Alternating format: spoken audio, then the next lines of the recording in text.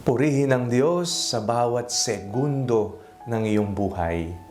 Ako po si Father Fiel Pareha at ito po ang ating segment, ang Daily Devotion, na kung saan tayo po ay magdarasal, magbabasa at magninilay kasama ng salita ng Diyos sa buong taon. Manalangin tayo. Sa ngalan ng Ama, ng Anak at ng Espiritu Santo. Amen. Halina, banal na Espiritu, liwanagan mo ang aming puso at isip nang maunawaan at may sa buhay namin ang iyong salita. Amen. Our Bible passage for today is from the book of Psalms, chapter 150, verses 1 to 6, and I read it for you. Praise the Lord. Praise God in His sanctuary. Praise Him in His mighty firmament. Praise Him for His mighty deeds. Praise Him according to His surpassing greatness. Praise Him with trumpet sound.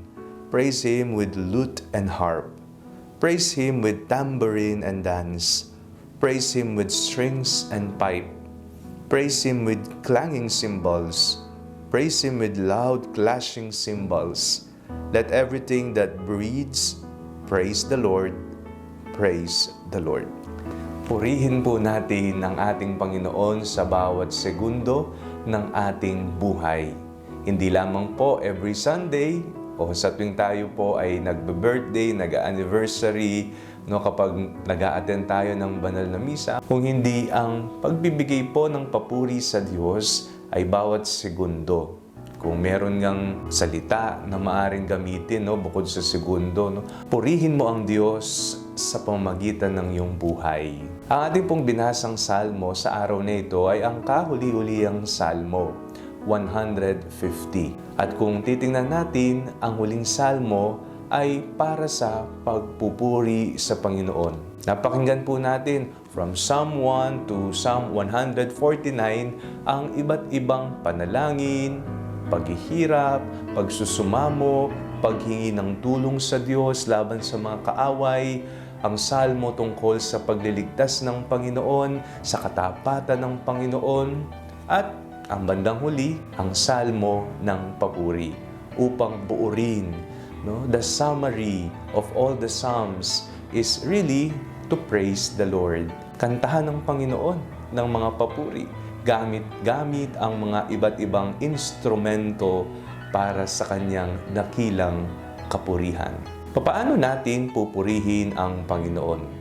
Sa loob lamang ba ng simbahan natin siya pupurihan? Of course, hindi po. Kung hindi sa personal po nating pamumuhay, kung paano tayo makisalamuha sa ating kapwa, kung paano natin tingnan at tratuhin ang iba. Ikaw ba ay nagiging panibagong mukha ng Diyos? May awa ba na naibibigay?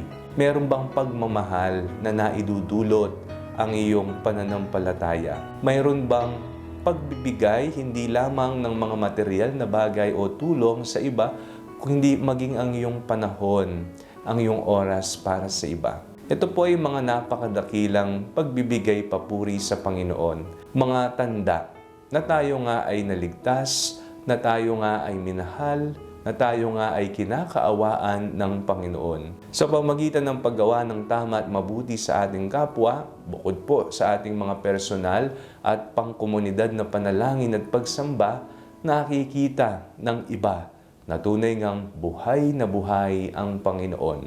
At sila man, kapag naranasan nila at nakita nila ang ating mga gawa, ang mga mabubuting gawa na ating tanda ng pagpupuri sa Panginoon, sila man po ay sasama upang purihin ang Diyos. Manalangin tayo. Panginoong Jesucristo, pinupuri namin ang iyong dakilang ngalan.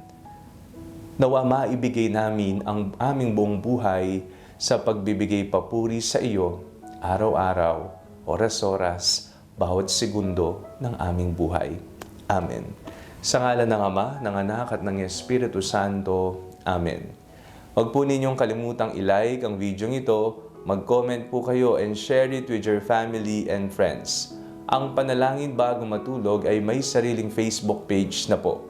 Huwag niyo pong kakalimutang mag-like at mag-follow dito, and do not forget to subscribe to our YouTube channel. I-click niyo lamang po ang link na nasa description ng video ito, o kaya naman po, just search Father Fiel Pareha. God bless you po.